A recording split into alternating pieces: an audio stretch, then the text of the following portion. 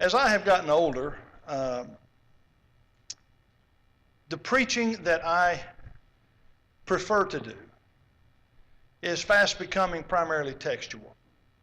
There are times for topical lessons. There are times for lessons that exegete a passage in a deeper way. Some passages are more difficult than others. But I like textual preaching because you deal with the text. And you can't go wrong with that. As long as you stick to the text, you just can't go wrong. And I am all about at least trying to state what I believe God teaches. And I think the best way to do that is from the text. And so tonight we're going to do that. As I traveled to Arkansas last week, I don't remember now the particular church, but I was traveling from West Memphis to my parents' home in Ball Knob, and we passed a small church on the side of the road. And on the sign, the church sign, it said, "What do Lazarus, Jesus, and you have in common?" And it said, "Answer on the other side." Now, I don't know, that's kind of a problematic for the people that were driving the other way. I guess they just thought most people would be driving the way I was driving, which was west. But the other problem is when I passed by, I turned around. Well, that's not a real safe thing to do, but I had to see what it said. And what it said was resurrection. And I got to thinking about that. Of course, among religious people, the resurrection was something that was discussed a lot last week. I think it's important to discuss the resurrection every week. I think it's important to think about the resurrection every week. And when we take the supper of our Lord, we not only think primarily, I believe, of his death, but we do think of his burial, and we think of his resurrection, and we think about what all those things mean to us. So that's an important thing for us to consider. But when I got to my parents' home on Friday night, and I spent the night with them before going up to Northwest Arkansas on Saturday, I read John 11. It is a favorite passage of mine, and it's a favorite passage for a variety of reasons. It deals with the resurrection of Lazarus. And I'd like for you tonight, if you would, to follow along as we read from John the 11th chapter. Some of this, I think, will be very familiar to you, but like the times when any time that I would read fairly lengthy passages, I want you to listen to it and just try to pick some things out that maybe you haven't remembered, or maybe you haven't known before, or maybe just things that you may have forgotten. So I'm beginning in verse 1 of chapter 11, and I'm going to read for quite a while. So if you have your Bible, make sure you follow along. "Now a certain man was sick, Lazarus of Bethany, the town of Mary and her sister Martha. It was that Mary who anointed the Lord with fragrant oil and wiped his feet with her hair, whose brother Lazarus was sick. Therefore the sisters sent to him, saying, 'Lord, behold, he whom you love is sick.' When Jesus heard that, he said, 'This sickness is not unto death, but for the glory of God, that the Son of God may be glorified through it.' Now Jesus loved Martha and her sister and Lazarus. So when he heard that he was sick, he stayed 2 more days in the place where he was. And then after this, he said to his disciples, 'Let us go to Judea again.' The disciples said to him, 'Rabbi, lately the Jews sought to stone you, and you're going there again?' Jesus answered, 'Are there not 12 hours in the day? If anyone walks in the day, he does not stumble, because he sees in the light of this world. But if one walks in the night, he stumbles, because the light is not in him.' These things he said, and after that he said to them, 'Our friend Lazarus sleeps, but I go that I may wake him up.' Then his disciples said, 'Lord, if he sleeps, he will get well.'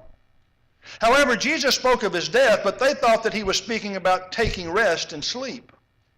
Then Jesus said to them plainly, 'Lazarus is dead. And I am glad for your sakes that I was not there, that you may believe. Nevertheless, let us go to him.' Then Thomas, who is called the twin, said to his fellow disciples, 'Let us also go, that we may die with him.' So when Jesus came, he found that he had already been in the tomb 4 days, and now Bethany was near Jerusalem, about 2 miles away. And many of the Jews had joined the women around Martha and Mary to comfort them concerning their brother. Then Martha said to Jesus, 'Lord, if you had been here, my brother would not have died. But even now I know that whatever you ask of God, God will give you.' And Jesus said to her, 'Your brother will rise again.' Martha said to him, 'I know that he will rise again in the resurrection at the last day.' And Jesus said to her, 'I am the resurrection and the life. He who believes in me, though he may die, he shall live. and whoever lives and believes in me shall never die. Do you believe this? She said to him, Yes, Lord. I believe that you are the Christ, the Son of God, who is to come into the world. And when she had said these things, she went her way and secretly called Mary, her sister, saying, The teacher is come and is calling for you. As soon as she heard that, she arose quickly and came to him. And now Jesus had not yet come into the town, but was in the place where Martha met him. Then the Jews who were with her in the house and comforting her, when they saw that Mary rose up quickly and went out, following her, saying, She is going to the tomb to weep there. Then, when Mary came where Jesus was and saw him, she fell down at his feet, saying to him, Lord, if you had been here, my brother would not have died. Therefore, when Jesus saw her weeping, and the Jews who came with her weeping, he groaned in the spirit and was troubled. And he said, Where have you laid him? And they said to him, Lord, come and see. Jesus wept. Then the Jews said, See how he loved him? And some of them said, Could not this man who opened the eyes of the blind also have kept this man from dying? Then Jesus, again groaning in himself, came to the tomb. It was a cave, and a stone lay against it. Jesus said, Take away the stone. Martha, the sister of him who was dead, said to him, Lord, by this time there is a stench, for he has been dead 4 days. Jesus said to her, Did I not say to you that if you would believe, you would see the glory of God? Then they took away the stone from the place where the dead man was lying, and Jesus lifted up his eyes and said, Father, I thank you that you have heard me. And I know that you always hear me, but because of the people who are standing by, I said this, that they may believe that you sent me.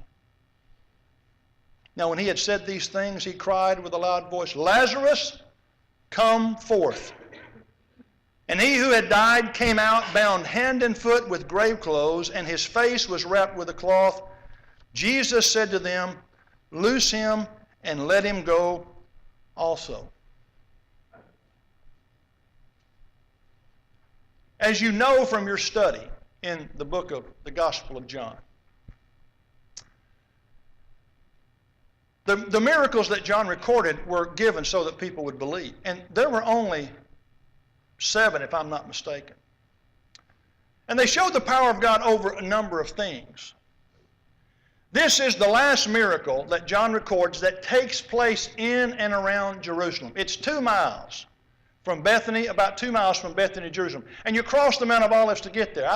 I've made that trek myself personally. It's a pretty steep climb over the Mount of Olives to Jerusalem from Bethany. That's where Lazarus was. That's where Martha was. That's where Mary was. And the miracle was done in Bethany, just beyond the Mount of Olives. And at this point in Jesus' life, there was still some indecision about who he was. I mean, there was indecision constantly. But I think what this miracle did was it helped kind of crystallize where people actually were. I want you to look at just a couple of passages. Look at John, the 7th chapter. And notice, I just want to read a couple of places in John 7 and then also in John 10 to help us identify really what was going on. Look at John, the 7th chapter particularly, and let's look at verse 12. And there was much complaining among the people concerning him. Some said he is good. Others said, no, on the contrary, he deceives people.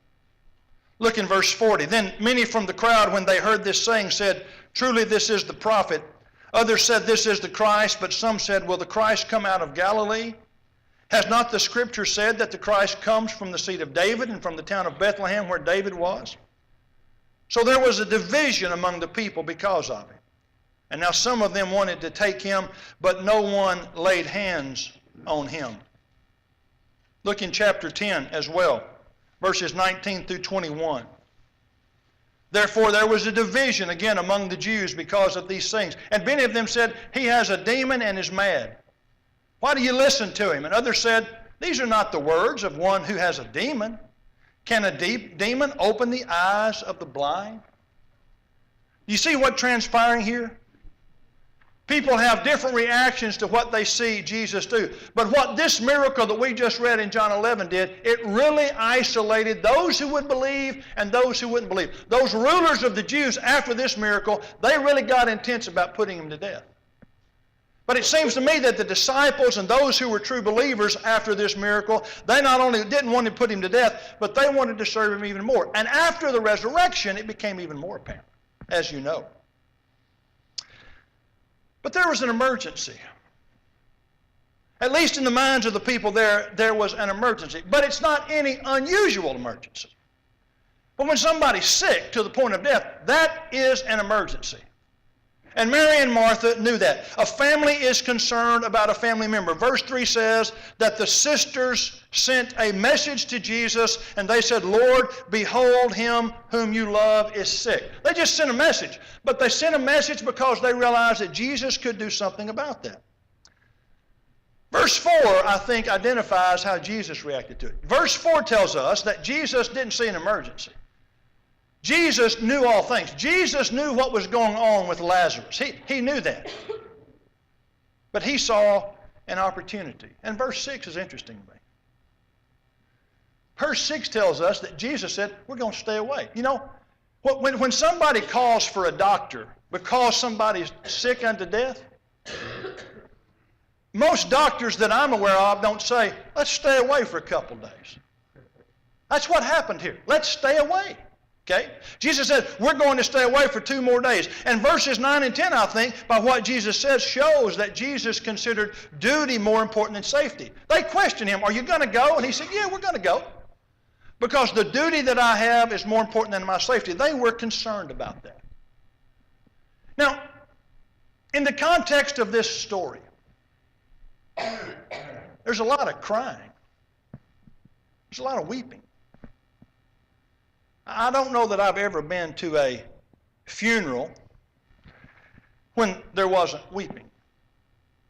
I have been to some where there was great weeping and wailing. I've been to some where there was some, but not just overabundance. I've been to some where there was little, but I've never been to one where there was none.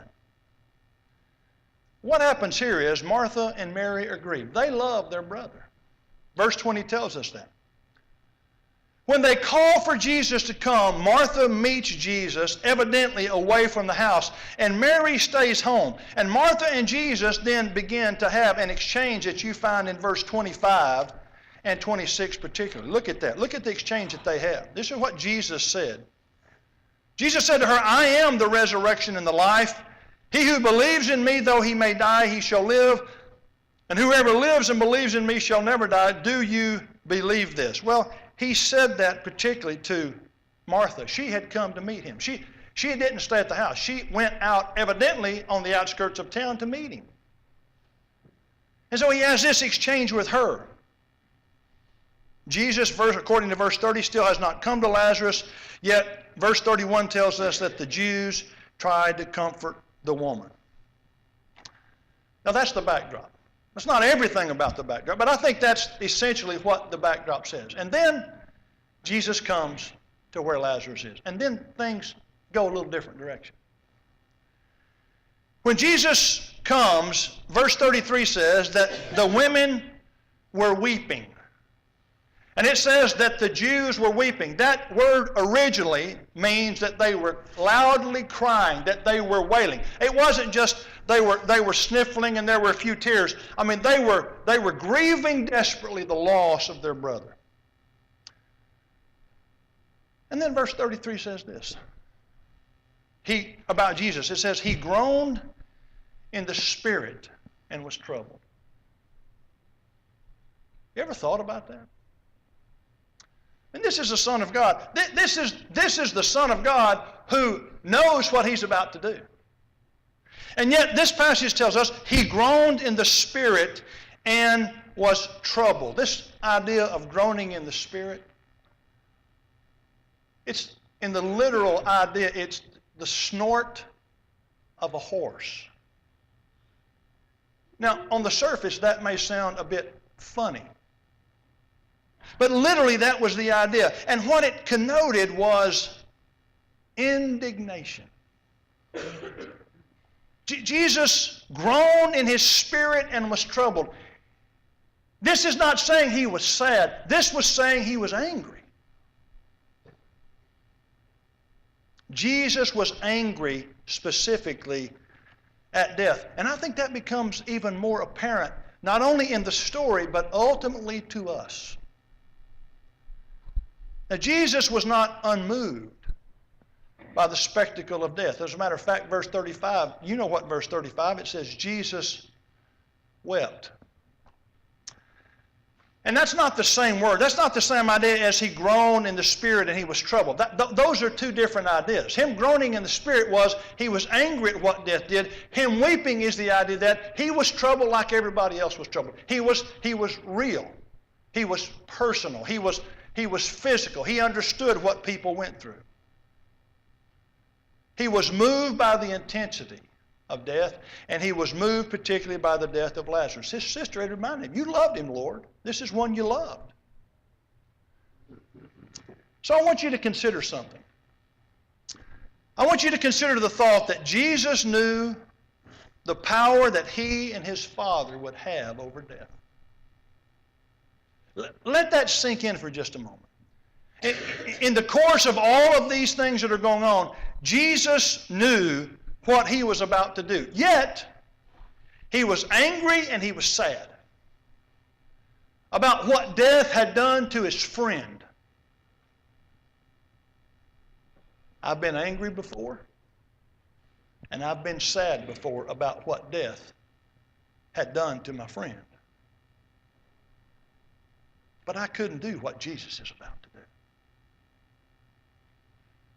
Verse 38 says this, Jesus again groaning in himself. Now I want you to think about this.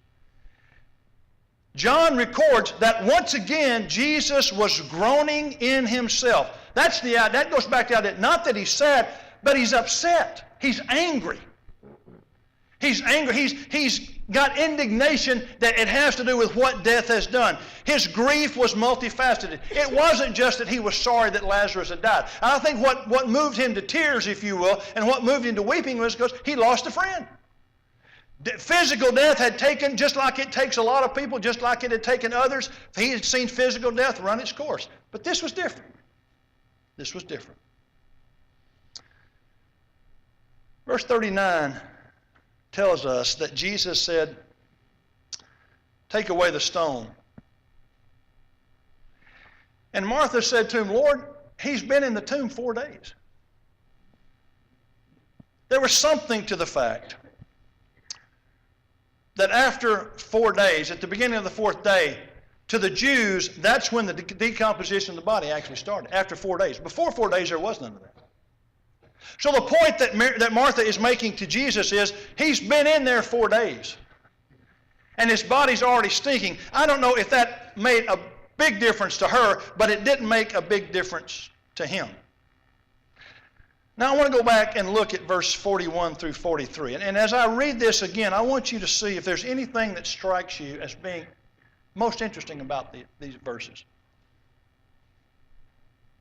Verse 40 says, Jesus said to her, did I not say to you that if you would believe, you would see the glory of God?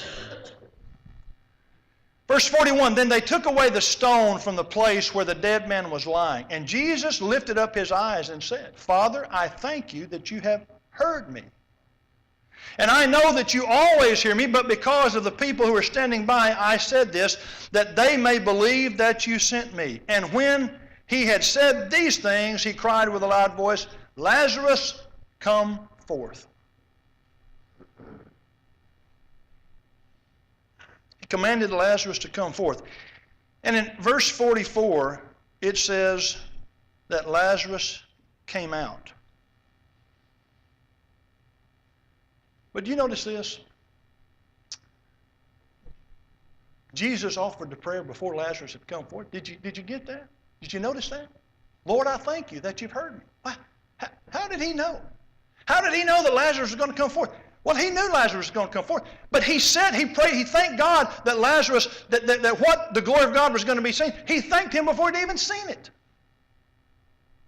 And then he looked and he said, Lazarus, come forth. And verse 44 says, and he who had died came out, bound hand and foot with grave clothes, and his face was wrapped with a cloth. Jesus said to them, loose him and let him go. Another interesting thing about this miracle.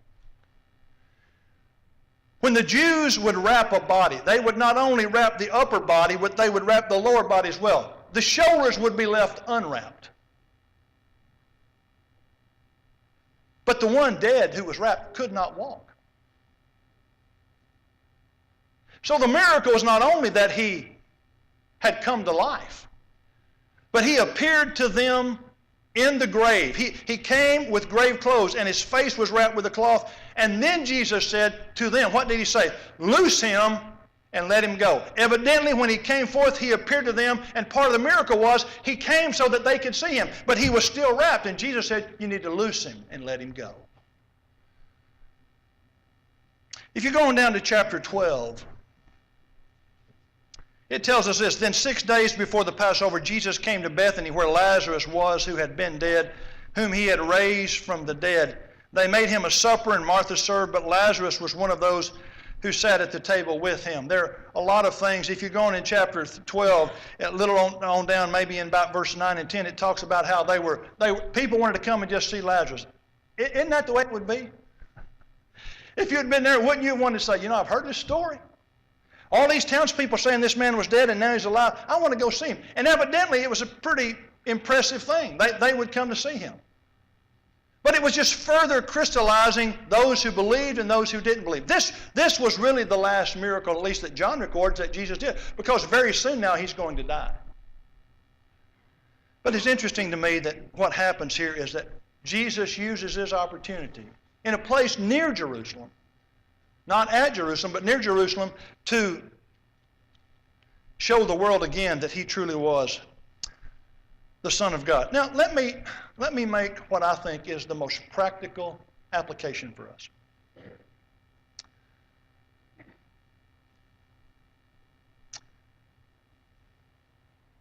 We hate death. We hate death. There's nothing about death that we like. I'm talking about in terms of what it does to us. I'm not talking about what it produces for the Christian. I mean, there's a perspective that a Christian has that death is not the last thing, and that's a good thing. That's a wonderful thing. But death in and of itself is not a good thing.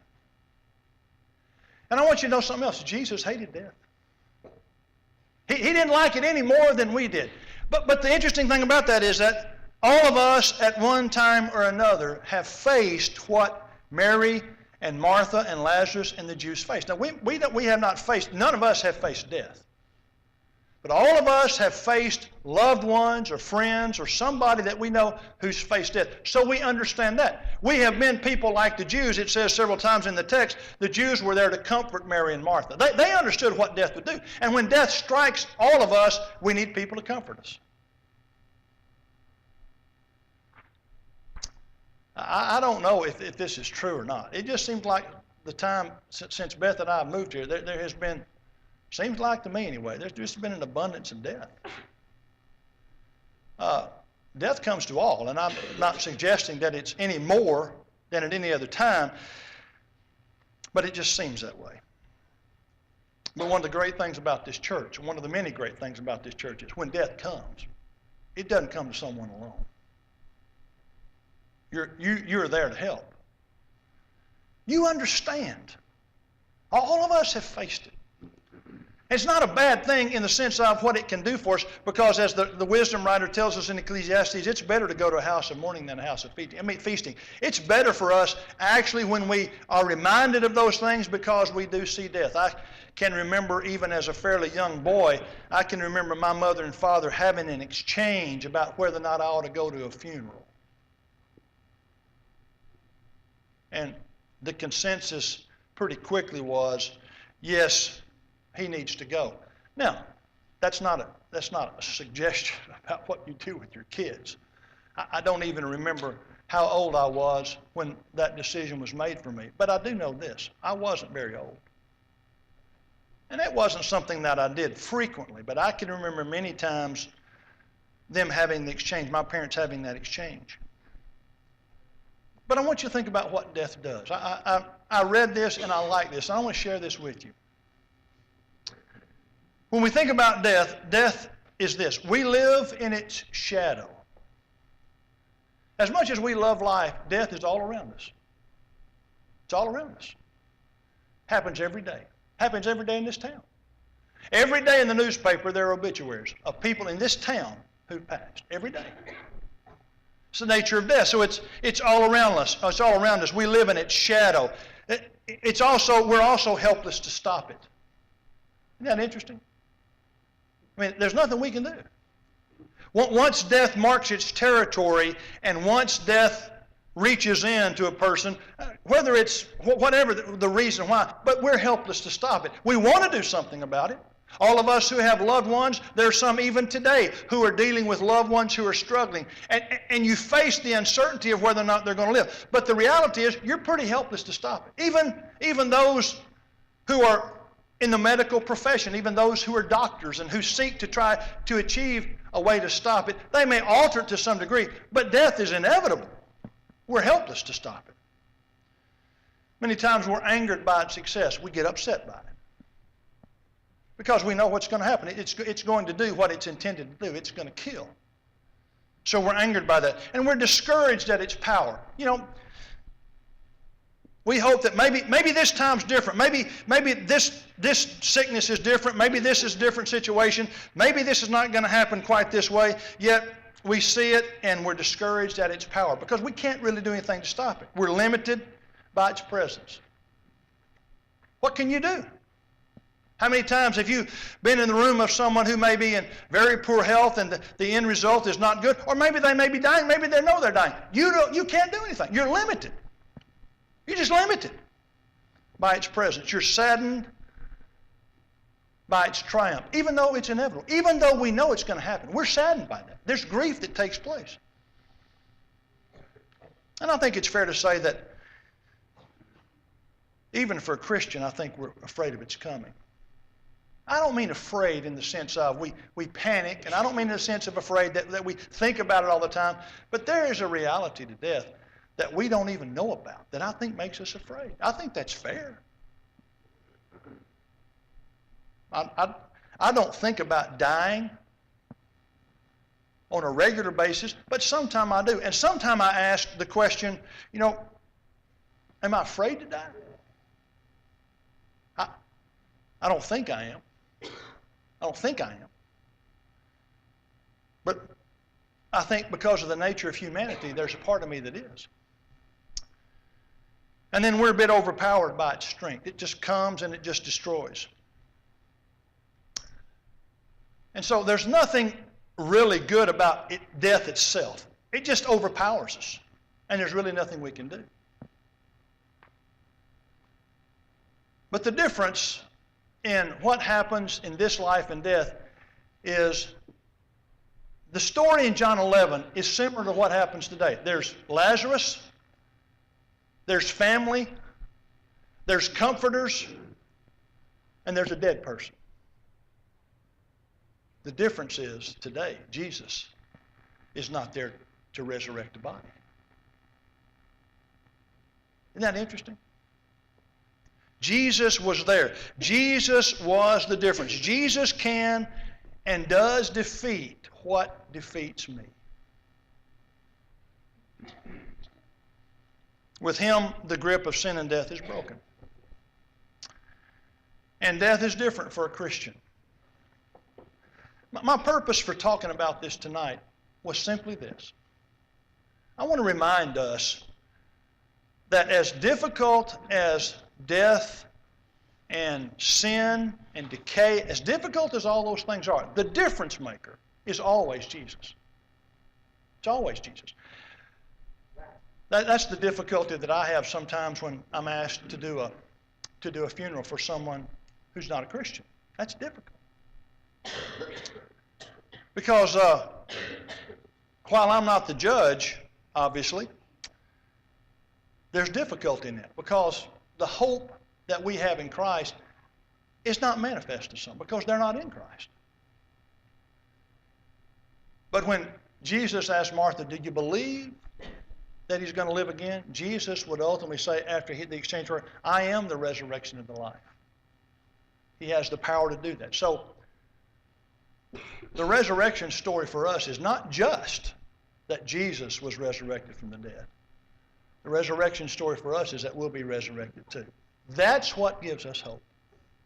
That's what gives us the ability to press on. And even though death devastates us, we can rise again, and we will rise again.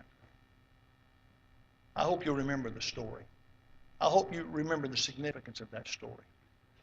And the invitation that we offer each time that we meet is for safety.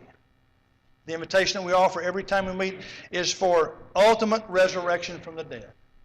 Those who are raised with Christ will meet Him in the air, will join Him, and will be with Him forever. Remember that. Have confidence in who you are. Don't let the death and the destruction and the things, the moral decay, and all the things around us that are negative, don't let that overpower you. Take refuge in the fact that Jesus was resurrected, and we will one day be resurrected with Him. I hope that helps. If you have a spiritual need tonight, make that known. While together we stand and while we sing.